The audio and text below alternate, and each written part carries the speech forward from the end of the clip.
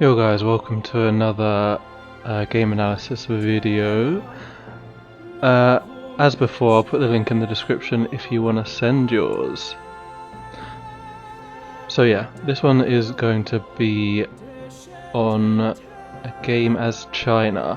So let's have a little look at the Chinese ability things. So, Great Works or Gaining Cities grants We Love the Empress Day, basically We Love the King Day, and +1 gold and food in all cities. Bonuses decline by 50% every era, plus 10% of food during We Love the Empress Day.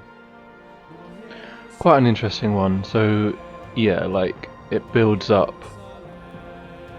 and then every era it gets halved. It's a little bit weird. I wouldn't say it's particularly good, but I haven't played a lot of China, so I don't really know. Okay, then we got these guys, unique crossbowmen, siege volleys. We can have a little look at that in a sec. Yeah, I think it's like splash damage and extra damage if it's close to a city. And then the paper maker. This is a unique library. Quite nice as it comes pretty early. 10% gold during We Love the Empress Day, +1 gold for every 4 citizens.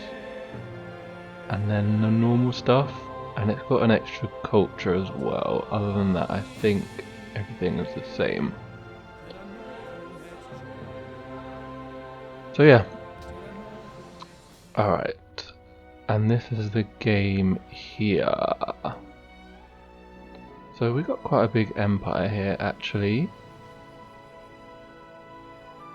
Looking definitely quite safe, which is the most important thing. We're researching plastics. And okay. Yeah, we're 5th on the leaderboard thing out of 8.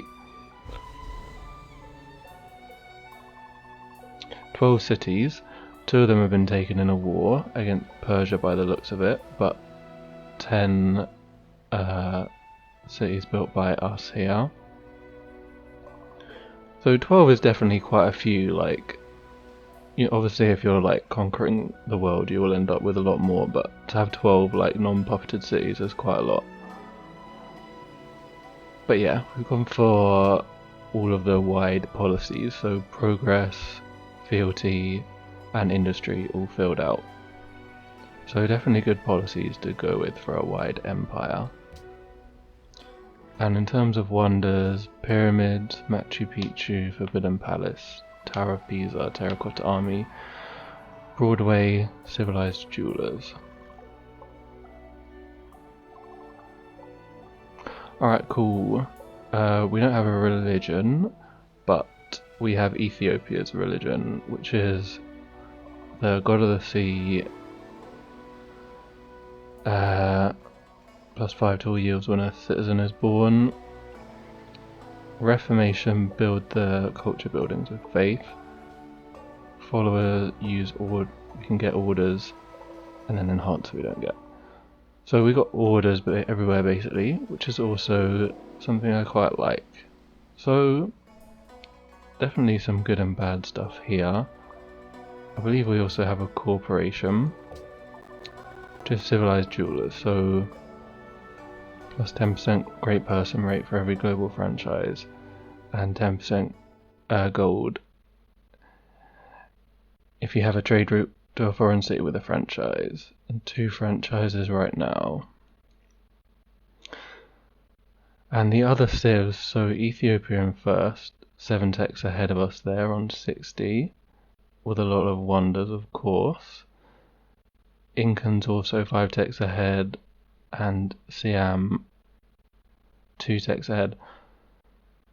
Okay, so yeah, I mean, we're behind, but it's not like the furthest I've ever seen. And it's definitely not the end of the world right now. And also we've gone into order as well and taken this policy first. Man, you're so good friends with everyone though. Look at all this green modifiers. pretty crazy, man. I feel like they don't normally look like that in my games, man. Even Mongolia, man. Yeah, loads of declarations of friendships as well. Fair enough. Alright, let's have a read of the message that came with it as well.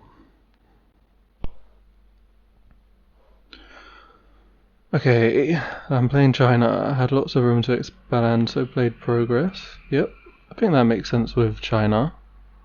Like, you could conceivably probably play any of the policy trees, but I like the sound of progress as China, because it's obviously a bit of everything, and China is kind of good at a bit of everything.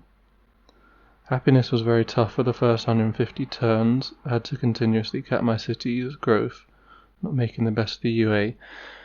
Yeah, I mean, well, you did have 10 cities, so that's not too surprising. Like, with the extra food as well, with 10 cities that are actually going to grow, then it's definitely always going to be a problem. I don't know, I'm never really a fan of these, like, island cities, but I guess it's not too bad here. There aren't any people who are likely to attack you for them, and you have a pretty big navy anyway.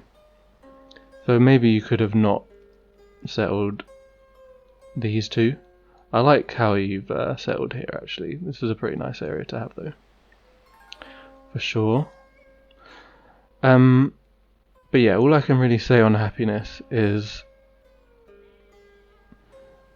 just make sure you're buying all the resources if you are, like, that are available from the AIs if you are in that situation, because it's obviously worth it if it lets you actually grow your cities to some more better tiles.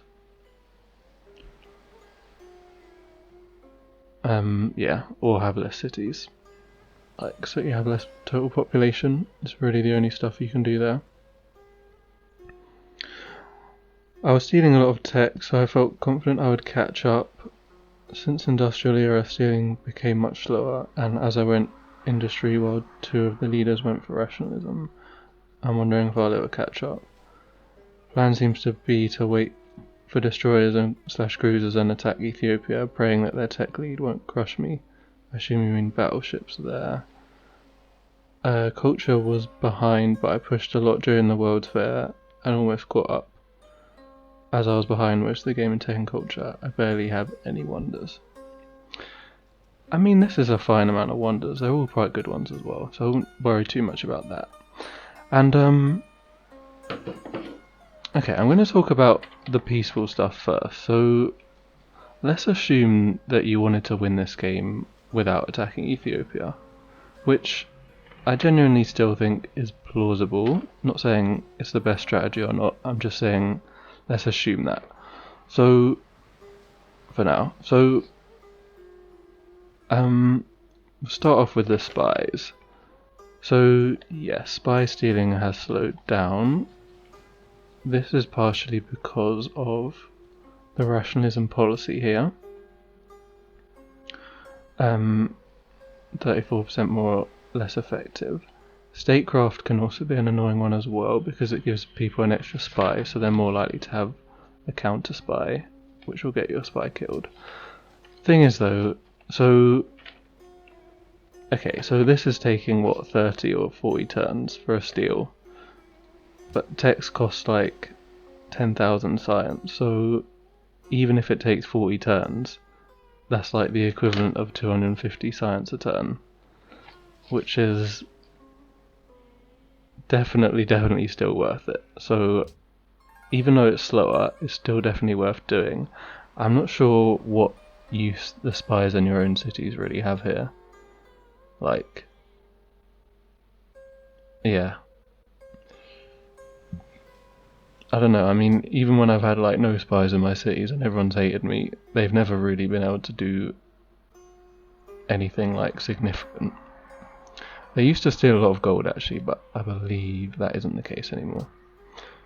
And it's not like you can really stop that anyway, because they could just be in a different city to the one that you're trying to prevent. So I wouldn't do this basically. And You can still steal techs off the Incans and Siam as well. They're both ahead of you. It doesn't just have to be Ethiopia. So I would probably move this guy into Siam, as Siam does not have rationalism as well, so it shouldn't be too slow to steal there.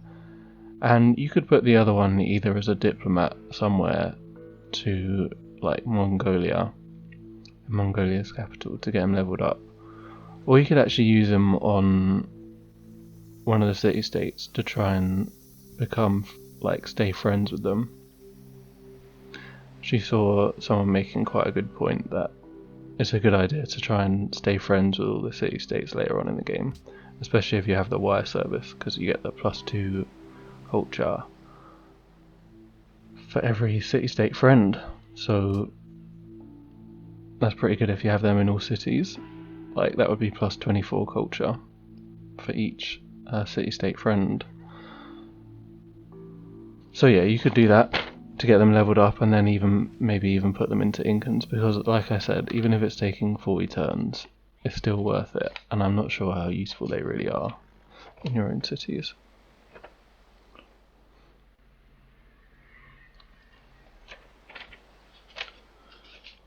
Okay, now we're talking about the World's Fair stuff. So it seems like, yes, we're on 1 turn left. You said you focused culture. Seems like you're working with the culture specialists, which obviously is a good idea. I would say it seems like you're a host, so I don't know if it was you that proposed the World Fair. I probably would have waited a little bit if it was your choice. I wouldn't have put it right now. I would have waited until, yeah, you could have had the wire services, and I think there's some other stuff that gives more culture. Maybe not, but your culture is going to keep going up and up throughout the game, so you could wait until you really needed it, because you probably want to be ahead on policies, or you need to catch up with policies if you want to build some of the wonders, but I don't know what wonder you'd be building now that you need to be caught up on, because all of these ones are gone. There aren't any in here apart from Bletchley, which you can't build. And so yeah, obviously you'd want to be on 25, 26 by this point, but if you'd waited you would have got a bigger bonus from the plus percentage culture. Also, it seems like you just started golden aging. You kind of want to combine the two, so you want to have the culture boost and the golden age going at the same time, and then you want to have all of your great writers. So I can see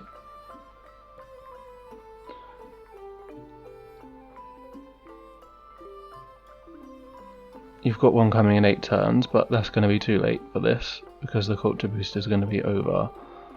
So I don't know if you actually got one during it, but that's really kind of the idea, is to max everything out and then start getting great writers. I noticed you also could be buying one right now, but don't have faith, so it definitely would have been worth saving up some faith so that you could have bought 3 great writers during the World's Fair, so that you get maximum culture from them. That's kind of the best way to do it, and I don't really see any reason why you shouldn't have enough faith to have been able to done that. You must have spent it on something else, as far as I can tell. Potentially it was broadcast towers or something, but I think it would have been better to save it up and buy the great writers, because that's really one of the really good things about progress. So you gotta try and maximize that with the World's Fair. In an absolutely ideal world, right, you would get a great writer very close to being completed, 2 of them very close to being completed, get the World's Fair, wait a couple of turns, get one of them finished, and then try and get the other one finished as well before the end of it, and then buy as many as you can during it as well. obviously while working as much culture as you can. So yeah, that's that.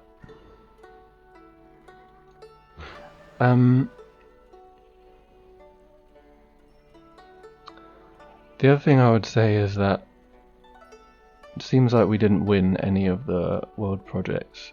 Incans got the Grand Canal, and Japan got Crystal Palace. So even though we are top hammers because of the wide empire with industry, I mean, I'm going to assume that wasn't your fault and it was just the bullshit production bonus thing. But obviously, if you could have put more production in it, then you should have, because it's like your strength as a wide empire with industry, so you do want to be getting that stuff. But yeah, it probably was the bullshit. So yeah, I mean, I've been campaigning to get rid of that for a while now, and I actually think people are agreeing with me, so hopefully that will be gone soon and won't have to worry about that. But like, if that's gone, that's actually a good reason to pick industry, because getting some of those world projects, the gold thing, is actually very good. Like, you'd have an extra trade route and you would have been golden aging during your culture boost as well. That would have been good.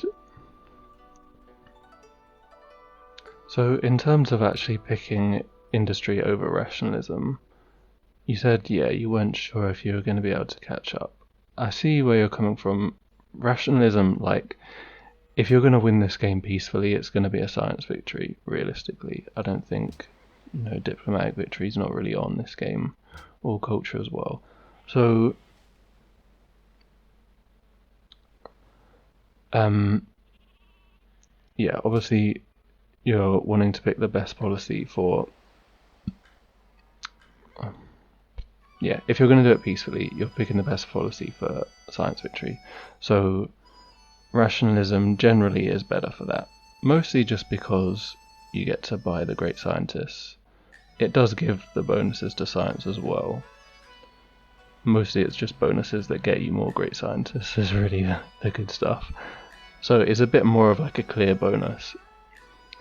Like I said though, industry is actually good with a wide empire, so I don't think it's like the end of the world that you don't have rationalism. I would just say that doing it with industry is perhaps a little bit like harder. You gotta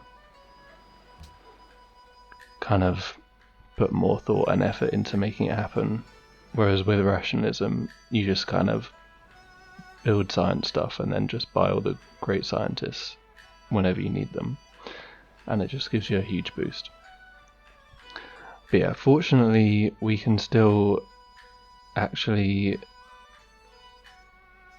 get great scientists. Like, even though we can't buy them, we can get them the normal way. And similarly to what I was saying about the World's Fair, you do want to be... so at this point, any scientist that we make is going to be used for the insta yield. I feel like that's quite clear. It's too late to be putting down academies, in my opinion. So you want to be using them kind of at the last possible moment, because your science is always going to be going up and up throughout the game. So from this point onwards, I would say you could definitely get 3 more scientists, probably 4. And so the best way to do that is going to be to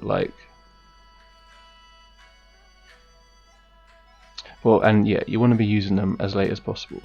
So I don't think getting 1 in 5 turns is really that useful, because it's going to be just before you get plastics. You'd want to have all your research labs up, get the extra science, and then get the great scientists after that.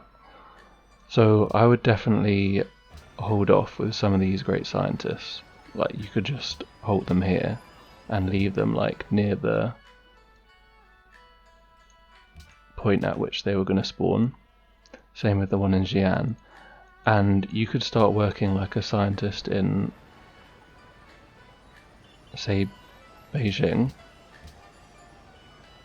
And this place has like an extra city bonus as well to building great scientists. So ideally you would get 2 of them in like the cities that build them slower, and then the next one you'd get in Beijing, or I think you have Leaning Tower of Pisa in Shanghai, so you could get one after here as well, or something like that, because they're going to go up by 250 in the amount that you need each time you get one. So I don't know, maybe I'm being a bit confusing about this, but point is, I wouldn't get them now. I would save them and use them when they're actually going to get you somewhere, or just as late as possible so that you get the maximum amount from them. So in terms of like peaceful stuff that you might want, obviously you're going to want satellites to try and get to this. So if you tried to time like 2 or 3 of them to be as late as possible, I'm trying to get you to this as early as possible, if you know what I mean. That would be the ideal way. So like each time you make one, you're going to be able to make the next one in, as it is now, about 12 more turns. And they're probably going to give you about 6 turns of science or something. So if you started using them when you got to like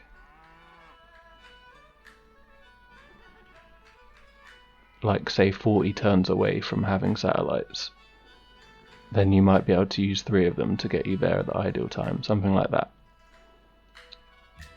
But I just definitely wouldn't have it now, just before you're going to get research labs. Like, you at least might as well get the research labs up everywhere before you use them. And you can also start doing the research stuff just before you get them as well, because maybe I should have explained this before if people don't know, but scientists are based off your last 5 turns of science, and then it's 10% extra for every academy. So if for the last 5 turns you were doing research, then that's how you would get the maximum amount from them. Which brings me back to one other point about World's Fair actually, which is that if you work arts during the World's Fair, you actually get the bonus from it as well. So if you were going to process anything during the World's Fair, you'd want it to be arts. However, I don't think processing is really the right thing to do right now, other than arts. Like, you still have a lot of buildings to build. And remember, because we're progress, we've got +10 culture when we construct buildings, and then +10 science when we construct buildings from industry as well. So why not build some more buildings everywhere, given that you're going to get culture and science for building them anyway? And like, these buildings aren't bad. Like, hospital is going to give you some food and science. Refineries are decent as well. And agribusinesses, I noticed you haven't built any of them. And I think it's because they used to be kind of rubbish, but they're actually quite good now. So I would definitely want to get one of them, like here. It's +2 production and gold from farms and pastures, so you've got like 6 pastures here. So that would be +12 gold, +12 production, and +5 food, and 10% and another +8 gold from 10% of your food. I mean, it's pretty good stuff, man, and you don't need horses for anything else, so I'm pretty sure they're worth building. You've even got a farm as well, so that would be better. Yeah, also, as we can see here, clearly you haven't been managing your tiles. I know I changed some of them, but they weren't, like, some of them were already being worked that were rubbish anyway. So that's clearly, I mean, I understand, you know, you've got 12 cities or whatever, and they're all like 20 pop. You don't want to be doing it all the time, but you kind of do need to a bit, because otherwise you're going to end up working rubbish like this. And I see you're not working this over here as well. She obviously would want to. And like work in this, which doesn't really make much sense. The way I normally do it at this point, I mean just generally throughout the game actually, is just when a city grows, that's when I'll like take a look at it. Because every time it grows it's going to be working something random, isn't it? And it's a good time to like check back and see if you wanted to change stuff as well. Because it happens fairly regularly. But it's not like you have to check every city every single turn.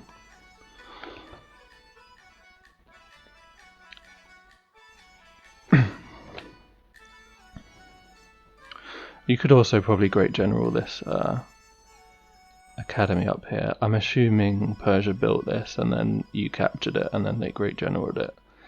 If not, obviously don't put your Great Person improvements near borders so that they don't get citadeled. Is definitely what I would recommend. And don't be afraid of using citadels to steal Great Person improvements of other people.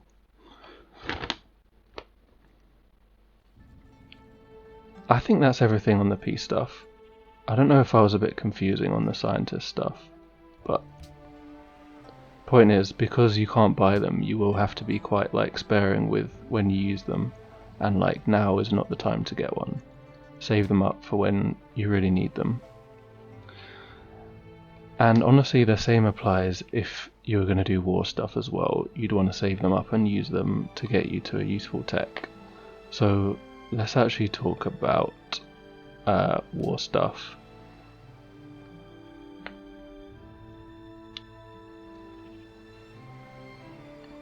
Oh, okay, one more thing. There's a couple more great scientists you can get as well. Like there's one for this policy here. And I would also say I don't think it was necessary for you to build this, to take this first, because you could have easily just built all the military academies everywhere. Probably, like, you could have taken Hero of the People, or you could have taken the one that gives more spies or something like that. Probably would have been more useful. Or maybe you could have planned ahead and taken worker faculties. It's got the free factories, since the plus 10% science is obviously nice as well. Most of these aren't actually that useful. There are some better policies later on in the order tree though, which is why it's very important to get as much culture as you can from World's Fair and stuff like that. Also, one other small thing, try and make sure you get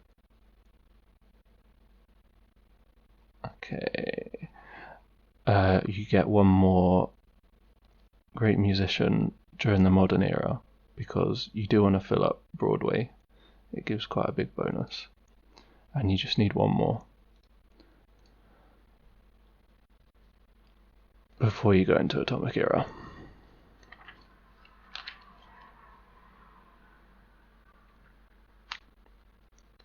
And yeah, I would just keep building the buildings, then switch to research when you're actually going to get your scientists. And once you've got like all the buildings built, including research labs. And yeah, it seems like you can keep growing your cities, so they're just going to keep getting more and more science and culture, really. Especially if you actually just work the scientist slots everywhere, which is probably what I would do as well. I would work them everywhere apart from in places like this where you're trying to not get the great scientist right now and save it for later. But yes, actually now onto the war stuff. So I would say we have Terracotta Army, and we also have orders, and we also have quite a big army, like, well, definitely navy, and like quite a few of these Gatling guns, I assume upgraded from Chocanu's, which are obviously pretty good as well. So it's a bit of a shame to not really be using them for anything. I see you like to keep everyone happy, which is a good idea, but when you can get culture and faith from killing units, it probably is something you want to do.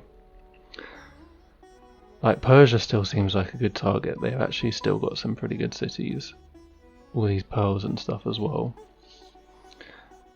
So you could consider attacking them just like for your own benefit, because they're behind you on tech as well. And I believe they're also currently at war with Mongolia, so you could just get involved in that, get some kills and stuff, maybe even take a good city or two if possible, but you don't really have much to lose.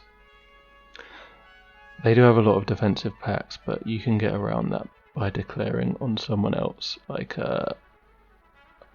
Austria, although you are friends with them, so you could declare on the Incans, since they're quite far away anyway.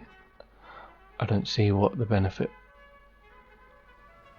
is of keeping them that friendly. I mean, maybe World Congress stuff.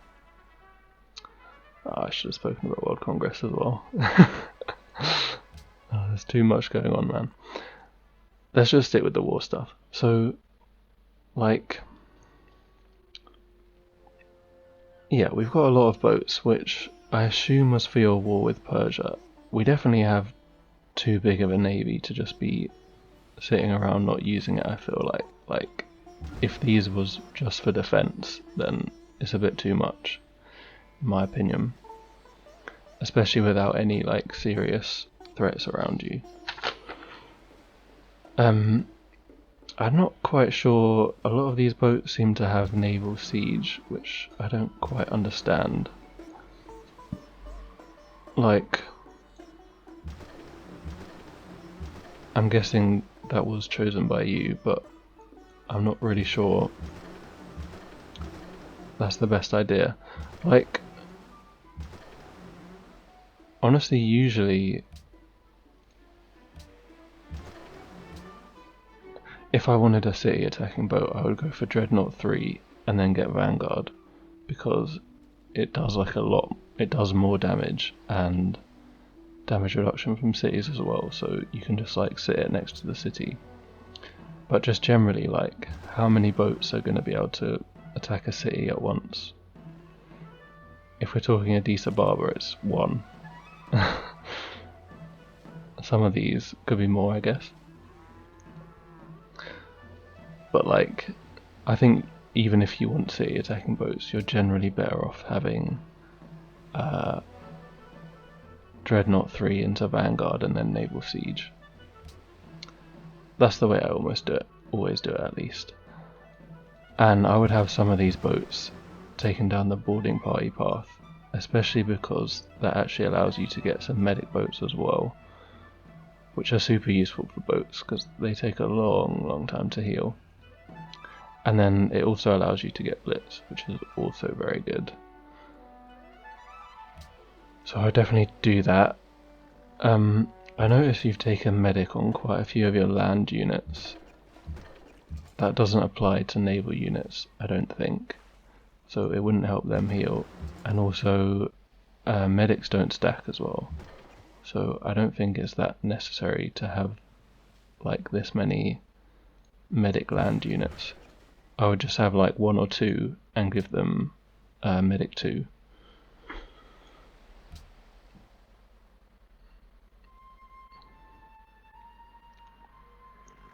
I mean, I'm kind of getting the impression that like combat stuff isn't really like your thing, which is fine, but I'm just saying. Also, accuracy is better than barrage on your ranged units. Most units you attack will be high health, and normally, say if you wanted to kill this Fusilier, you would want to attack it with the ranged units and then finish it off with the Lancer or something like that, because melee units do a lot more damage to a damaged unit. So yeah, usually take accuracy on these guys, and then like 1 or 2 barrage ones, but usually accuracy. And also cannons I would almost always take field on cannons as well, so that you can get logistics. You can get range up here, but logistics is better, man, generally. Especially because it's not all that long before we get into artillery that already have 3 range, so that's super nice. So yeah, you mentioned attacking Ethiopia, and I definitely see where you're coming from. They are a long way ahead, and they are building most of the wonders. I think one thing to bear in mind here, though, is so even like Ethiopia are ahead, but they're not the only person ahead. So if you declared war on them, you would definitely like mess with them a lot, but that's not really enough. Like, if you declare war on them, you really want to be capturing their cities for yourself, so that you can actually catch up with the Incans, because a war that you do is gonna like slow you down building other stuff as well. I would say though, your industry, which means compared to Ethiopia's rationalism, so even though you're behind on tech, you should have a lot more like production ability, and you have a lot more cities as well. So if you were to war with them, as long as you were basically equal on tech, eventually you should be able to win by just like being able to reinforce units much quicker than them. It seems like you don't really want to go to war with them because you have like 10 trade routes with them, which you'd probably want to stop before you declared.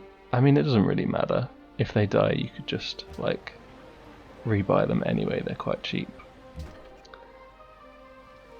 But like right now, you could upgrade a big amount of your fleet, and you could literally attack them right now. And I honestly think that would work. On the techs, they basically have all of these techs and atomic theory as well. So they don't actually have rocketry yet, which obviously would be annoying because that would give them destroyers. But like, if you had a war with them on the same boat units, I'm pretty sure you would be able to win it. They do have this atomic bomb, which you'd obviously have to be careful of, but I'm sure you could at least take Harar, especially with all of these naval siege boats here. You know, you would lose all your trade routes, which are giving you a lot of science and stuff. So it would be like a risk. You wouldn't want to do it and then have like some stalemate war, because then you'd just be kind of giving the game to Inca, who you can't really do anything about from over here. So it's a risk, but my sense is that if you did war them like now, you'd probably win. Alternatively, like you said, you could wait for here. I'm not too sure about that. They're going to have military bases then, and possibly more nukes and stuff. Maybe the better thing would be waiting for nukes and building up a load of them, because they do cost a lot, and that's one of your benefits. You'd be able to build them quite quickly. And obviously that would make the war very easily if you had a carrier or two and you just nuked like all of their units over here. So I think you could do that, but you'd want to be sure that you were going to win. My sense is that you would, so maybe it would be worth just trying it, like just give it a go and see, just so you have like a better idea of how these late game wars go. Because obviously, in some sense, you're kind of relying on the AI being a little bit dopey in order for you to get the win, because a human probably wouldn't allow you to actually beat them in this situation, but you can be pretty sure they're not going to play fully well. Like, I'd be surprised if they use that atomic bomb in the correct way, but they might.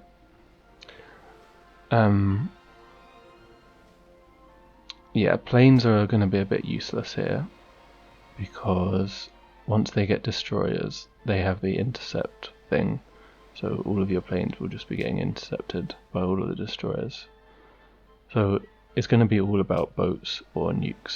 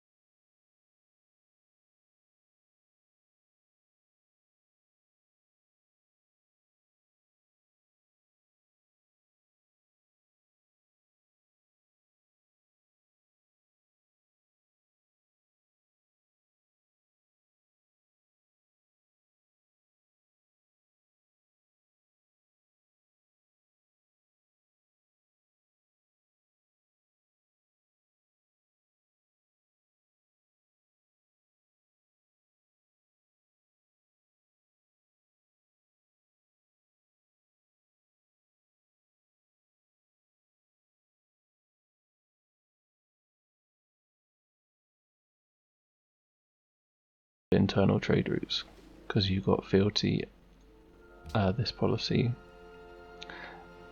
and this one. And yeah, you lose all your franchises in them, but they're most likely going to take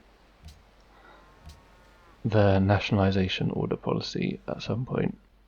And you could probably take that one as well, so then you'd get one franchise for each office in your territory, so you'd have 12 franchises basically.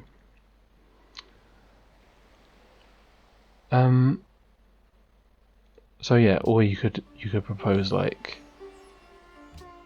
a sphere of influence or something on some of the city-states, like Colombo or something like that. Or some of these ones that you're really far off. Although probably don't challenge Siam or Austria because they'll just outvote you. So yeah, you could do that as well.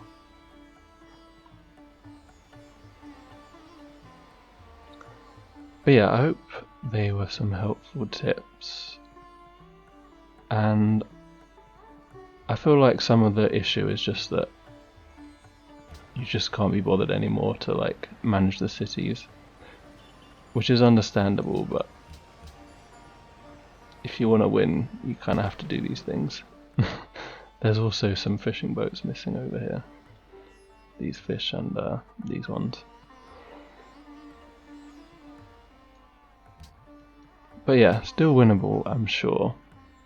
I'm very sure about that. And I would be a bit less afraid to do wars that aren't going to negatively affect you. Especially if you're going to actually get gains from them. Like, you're running low on faith as well, so getting some more kills and being able to get some more great people would definitely be good. So yeah, I hope that was everything, and good luck with the game. And yeah, anyone feel free to send me yours if you want me to take a look at them. And I'll see you guys soon.